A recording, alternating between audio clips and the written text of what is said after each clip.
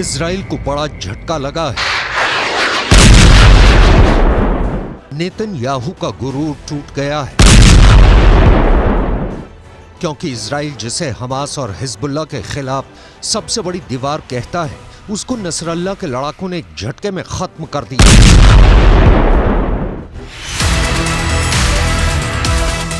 Hezbollah का दावा है कि उसने इजराइल के आयरन डोम को एक झटके में फोड़ दिया है। नसरल्लाह के लड़ाकों ने इजराइल के आयरन डोम के 2 सिस्टम तबाह कर दिए हैं। एक आयरन डोम की कीमत $100 मिलियन है। हिंदुस्तान की करेंसी में बात करें तो करीब 800 करोड़। मतलब हिजबुल्लाह ने एक झटके में इजराइल के 1600 करोड़ रुपए तबाह कर दिए। हिजबुल्लाह का कहना है कि उसने उत्तरी इजराइल के कब्री में उसकी बमबारी ने बड़ी तबाही मचाई। यहीं पर आयरन डोम सिस्टम तैनात था।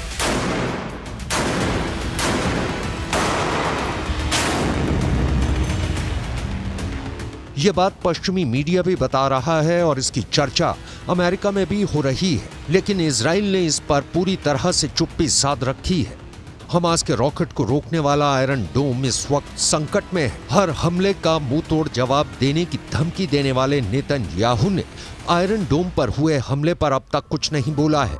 हालांकि ये तो तय है कि इस हमले ने इजराइल की टेंशन बढ़ा दी है, क्योंकि यही वो सुरक्षा कवच है जिसके बलबूते इजराइल अपने लोगों की हिफाजत करता है। उसकी सीमा में आने वाले रॉकेट और मिसाइल को इजराइल अपने इसी मिसाइल डिफेंस सिस्टम से मार गिराता है।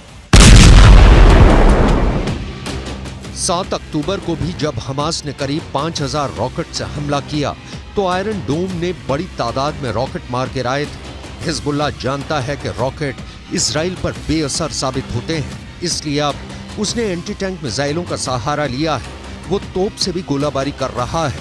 हिजबुल्लाह लगातार इजराइल के लिए सरदर्द बना हुआ है। पहले भी इसने एंटी टैंक मिसाइल सिस्टम से इजराइल के मरकाबा टैंक को निशाना बनाया और अब उसके निशाने पर आयरन डोम सिस्टम आ गया है। इससे पहले जब जब फिलिस्तीनी संगठन हमास ने रॉकेट से हमला किया है, आयरन डोम का सक्सेस रेट 95% से ऊपर रहा है। यानी हर 100 रॉकेट हमलों के बाद जब आयरन डोम की मिसाइल फायर की गई तो उसने 90 से ज्यादा रॉकेट को आसमान में ही रोक दिया। इसी वजह से इस एयर डिफेंस सिस्टम को लेकर दुनिया में मांग बढ़ने लगी। ये ज़ेलेंस्की की डिमांड लिस्ट में भी आ गया। आयरन डोम 4 किलोमीटर से लेकर 70 किलोमीटर दूर से हो रहे हमलों को रोक सकता है। ये मिसाइल को भी रोक सकता है, ये रॉकेट के हमले भी रोक सकता है और तोप के गोलों को भी रोक सकता है। इजराइल की ये हालत देखकर कह सकते हैं कि इन हमलों को रोकने के लिए आयरन डोम फेल साबित हुआ है और इस्तेमाल करने पर बहुत महंगा भी साबित होता है, क्योंकि 1 लाख रुपए की कीमत वाले रॉकेट या तोप के गोले को रोकने के लिए इससे 2 मिसाइल फायर की जाती है, जिनकी कीमत रेंज के हिसाब से 70 लाख से 1 करोड़ रुपए हो सकती है। यानी एक रॉकेट जिसकी कीमत 1 लाख रुपए भी नहीं, उसको रोकने के लिए इस हथियार की इतनी बड़ी कीमत हैरान करती है। अब खुद आयरन डोम पर हमले ने बता दिया है कि नेतन्याहू का कोई डिफेंस सिस्टम पुख्ता नहीं है। दुनिया के सबसे बेहतरीन एयर डिफेंस सिस्टम माने जाने वाले आयरन डोम पर अटैक की खबर ने इजराइल को 440 वोल्ट का करंट लगा दिया है। ये नेतन्याहू के लिए भी बहुत बड़ा झटका है। लेकिन सवाल है कि अब नेतन्याहू इन हमलों का जवाब कैसे देंगे।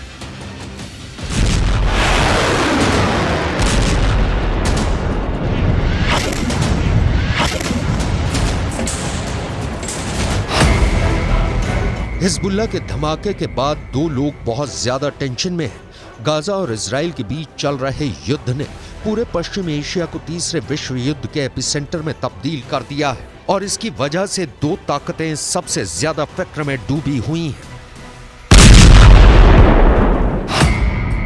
पहले हैं इजराइल के प्रधानमंत्री बेंयामिन नेतन्याहू और दूसरे हैं अमेरिका के राष्ट्रपति जो बाइडेन। दोनों की टेंशन का मीटर लगातार रेड लाइन को पार करता जा रहा है। इस तस्वीर को लेकर खौफ बहुत ज्यादा है। हमास से 2.5 महीने से जारी जंग और हिजबुल्लाह के बढ़ते हमलों के बीच अमेरिका के रक्षा मंत्री लॉयड ऑस्टिन इजराइल पहुंच गए। यहां उन्होंने एक बार फिर दोहराया कि इस जंग में अमेरिका इजराइल के साथ है। हालांकि उन्होंने इस पर कुछ भी नहीं कहा कि अगर हिजबुल्लाह की तरफ से हमले तेज हुए तब भी वो इजराइल का साथ देंगे। Palestinian civilians in Gaza is both a moral duty and a strategic imperative. So we will continue to stand up for Israel's bedrock right to defend itself. And we will also continue to urge the protection of civilians during conflict and to increase the flow of humanitarian aid into Gaza.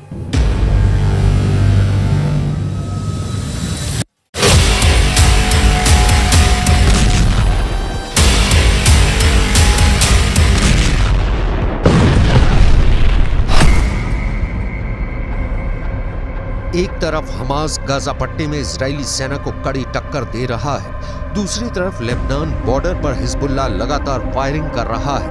ऐसे में सवाल है कि Israel के लिए अगला खतरा कौन सा आने वाला है। ये बात नेतन्याहू अच्छी तरह से जानते हैं कि इस जंग में अमेरिका से भले ही उसको मदद मिल जाए, लेकिन युद्ध तो उसे खुद लड़ना होगा। मोर्चे पर उसके ही सैनिकों को तैनात होना होगा। इसलिए हिजबुल्लाह की तरफ से हमले तेज होने के बाद नेतन्याहू ने अपना वॉर ट्रायंगल तैयार कर लिया है। नेतन्याहू के वॉर ट्रायंगल में सबसे बड़ा कोना गाजा में हमास का पूरी तरह खात्मा है।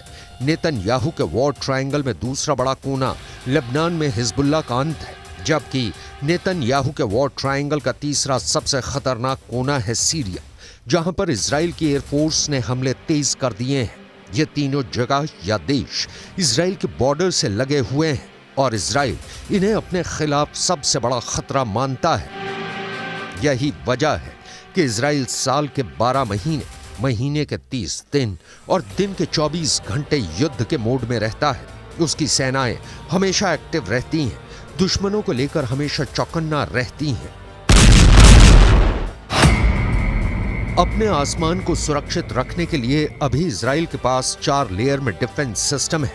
पहला है आयरन डोम, जो रॉकेट और विमानों को 70 किलोमीटर के दायरे में रोक सकता है। मिड सेगमेंट में दूसरा है डेविड स्लिंग सिस्टम, जो 250 किलोमीटर की रेंज तक मिसाइल या विमान का दुश्मन बन जाता है। एरो 2 एयर डिफेंस सिस्टम, इसकी रेंज भी 250 किलोमीटर तक है, लेकिन यह डेविड स्लिंग के मुकाबले में ज्यादा ऊंचाई पर जाकर आसमानी टारगेट को मार गिरा सकता है।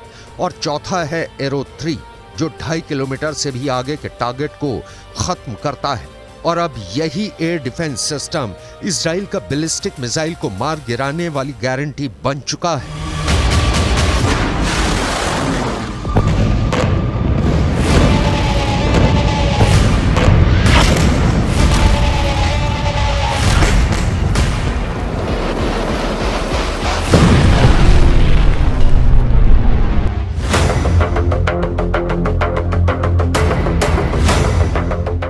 अपने 4 लेयर डिफेंस के चलते ही नेतन्याहू का जोश हमेशा हाई होता है। वो अपने दुश्मनों को जवाबी अंजाम भुगतने की धमकी देते हैं। गाजा में भी यही हुआ। 7 अक्टूबर को अटैक के बाद से गाजा पर इजराइल का हमला जारी है।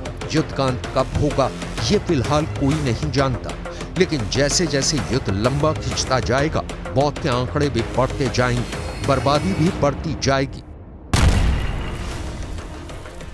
फिलिस्तीन के स्वास्थ्य मंत्रालय की माने तो युद्ध में अब तक 19,400 फिलिस्तीनियों की मौत हो चुकी है। दूसरी तरफ इजराइल के 129 सैनिकों की जान चली गई है।